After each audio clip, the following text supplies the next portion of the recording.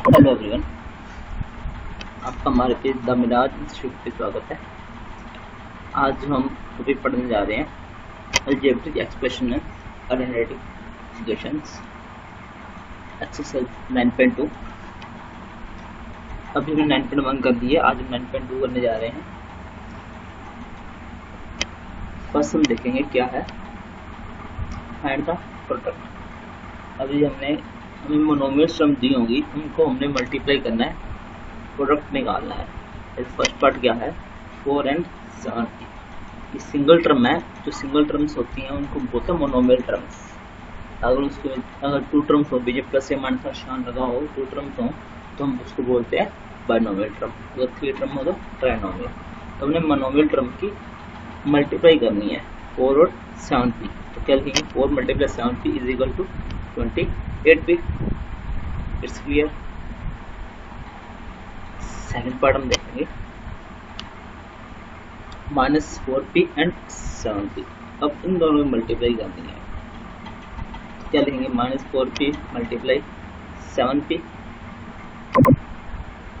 तो plus minus -4 × 7 28, p × p p square. अगर base same हो, मल्टीप्लाई में हो, पावर क्यों होती हमारी ऐड होती है। हम आज सब पढ़ते हैं जो क्लास में देखते हैं।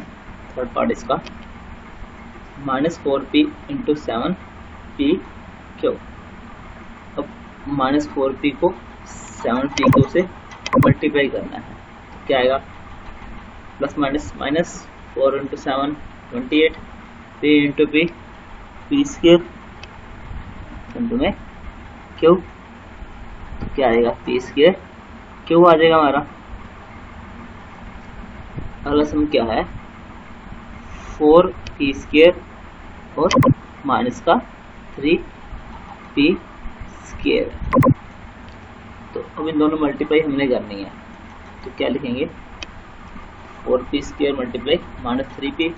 इस 4 को -3 से मल्टीप्लाई किया तो क्या -12, और p स्क्वायर को p से किया, बेस सेम पावर ऐड, इसकी पावर 2 है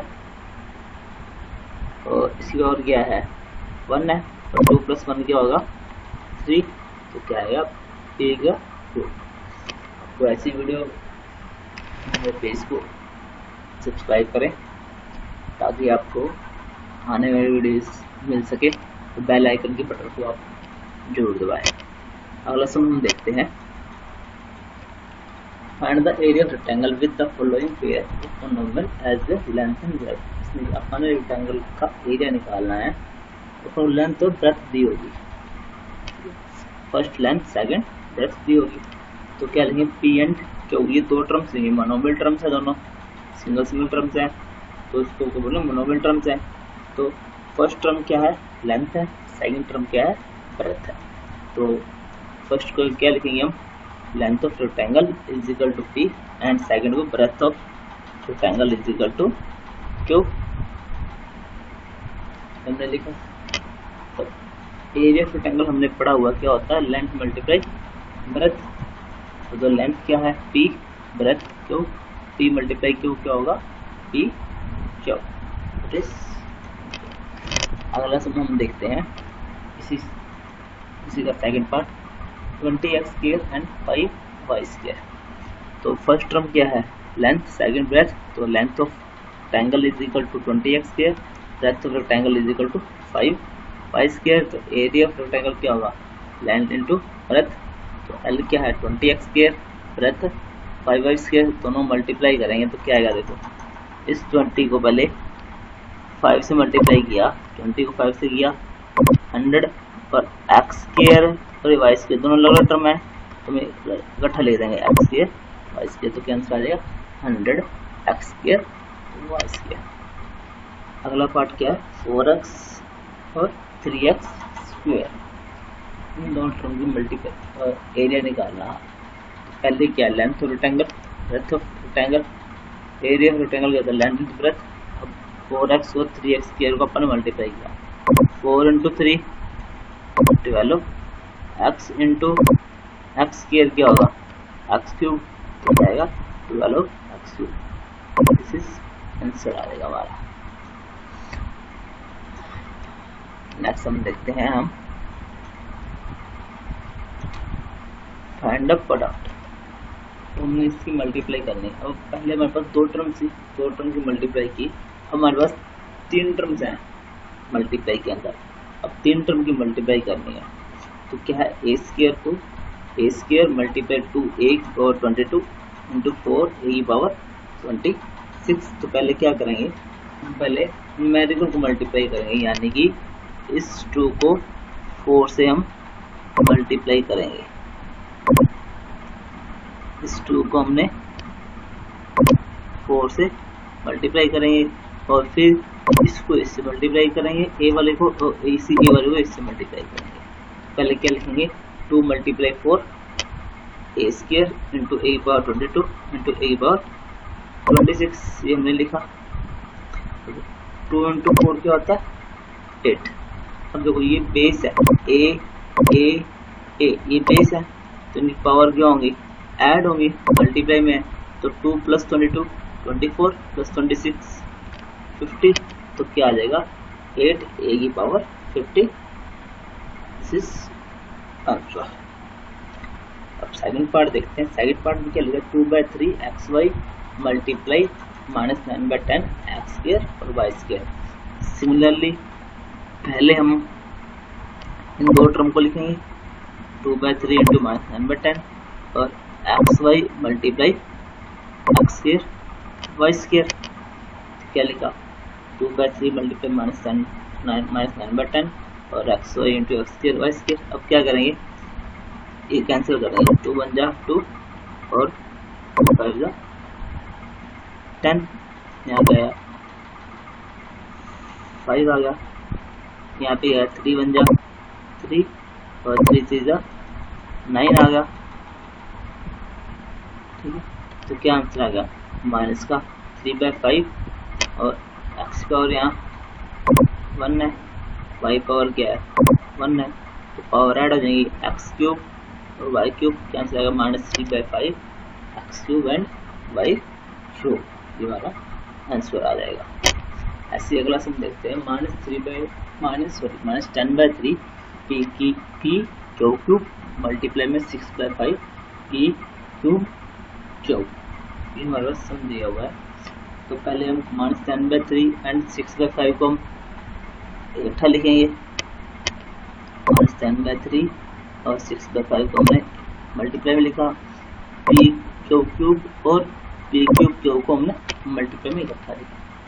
तो क्या आएगा, इसे कैंसिल, ये देखो 5 1 जा 5 5 2 जा 10, यहाँ क्या आएगा 2, ऐसे 3 1 जा 3 3 2 जा 6, यहाँ क्या आएगा 2। तो 2 मल्टीप्लाई 2 4, और ये माइनस का है, ये प्लस का, तो माइनस। अब p को p क्यूब से मल्टीप्लाई करेंगे, p को p क्यूब से मल्टीप्लाई किया है, p पर 4 आया। ऐसे ही q क्यूब को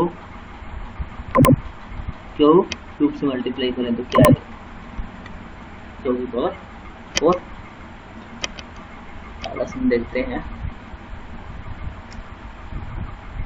आप हमारे पेज को आप सब्सक्राइब जरूर करें ताकि आपको आने वाली वीडियोस की नोटिफिकेशन मिल सके। फोर्थ सम क्या है, सिंप्लीफाई।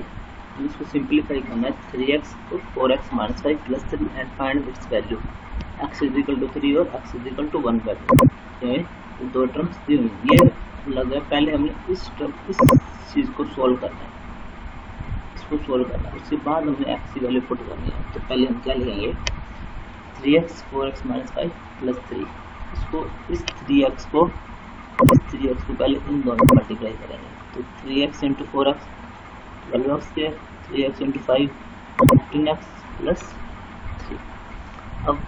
अब पुट करेंगे, हमने वैल्यू पुट करनी है। x की वैल्यू 3 पुट करने पर हमारा क्या वैल्यू आती है वो हमने निकालनी है। तो पहले के लिए 4x = 3। तो जहाँ x है वहाँ हम क्या लेंगे 3, या 3 का स्क्वायर मल्टीप्लाई 3 तो यहाँ 3 का स्क्वायर क्या होता है 9, 12 इंटू 9 08, 15 इंटू 5 40, 15 इंटू 45, हमारा क्या आएगा 45।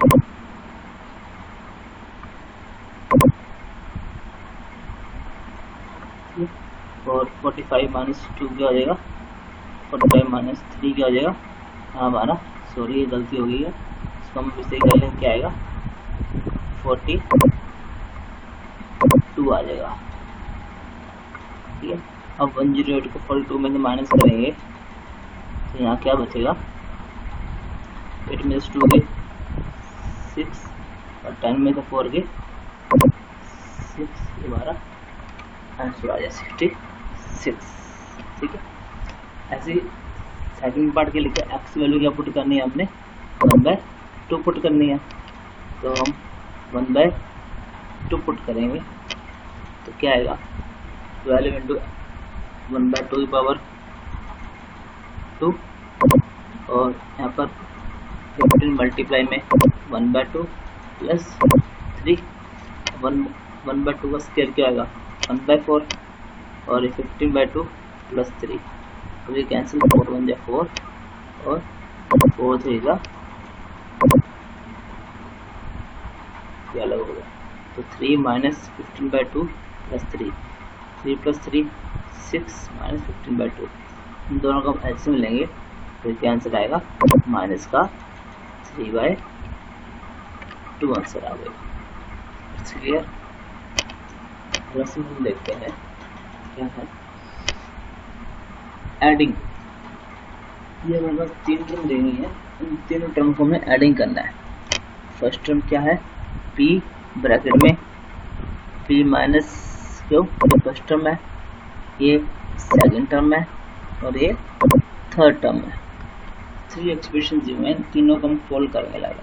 पहले फर्स्ट एक्सप्रेशन क्या है p माइनस क्यू, अब इस p को इन दोनों से मल्टीप्लाई करेंगे तो p into P P square, p into Q P Q, ये हो गया।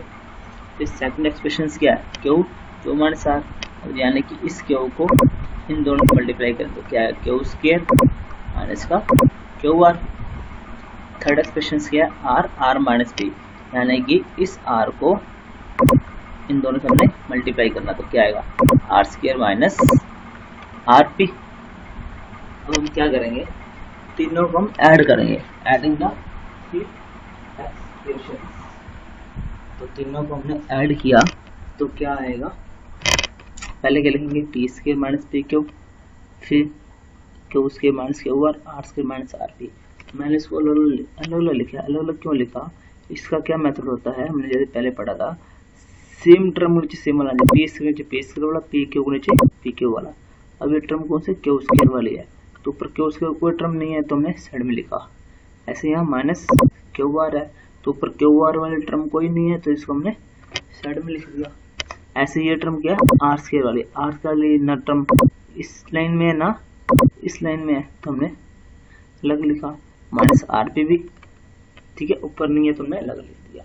हम तीनों को ऐड करें तो क्या आएगा P square minus P Q plus R square minus Q square minus Q R plus R square minus R P. इसका हम एक सम और देखते हैं, सब्ट्रैक्ट 3l ब्रैकेट में l minus 4m plus 5n from 4l 10n minus 3m plus 2l। हमने इस term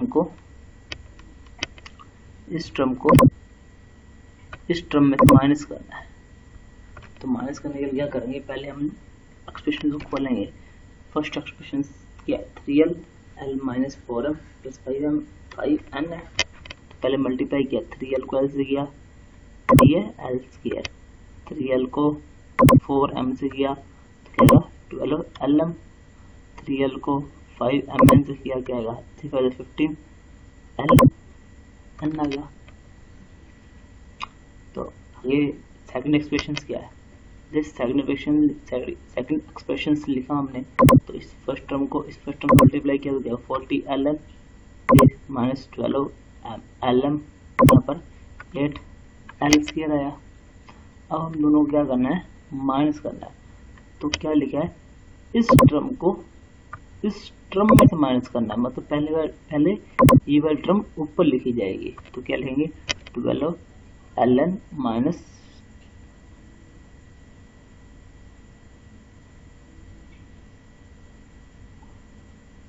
तो दोनों को हमने ये माइनस किया, ये दो टर्म को माइनस करते हैं। तो माइनस करेंगे तो निचला निशान क्या हो जाएंगे, चेंज हो जाएंगे, प्लस वाला माइनस, माइनस वाला प्लस। तो क्या होगा, 3 माइनस 8l स्क्वायर माइनस का 5l स्क्वायर, और ये प्लस माइनस का, ये प्लस का, दिस कैंसल, और 50 माइनस 40 माइनस का 20l। Thank you everyone. ऐसे आने वाले वीडियोस को देखने के लिए हमारे पेज को सब्सक्राइब जरूर करें और वीडियोस को लाइक और शेयर जरूर करें, ताकि आपके दोस्तों को भी ये आसान सा तरीका सीखने को मिले। Thank you everyone.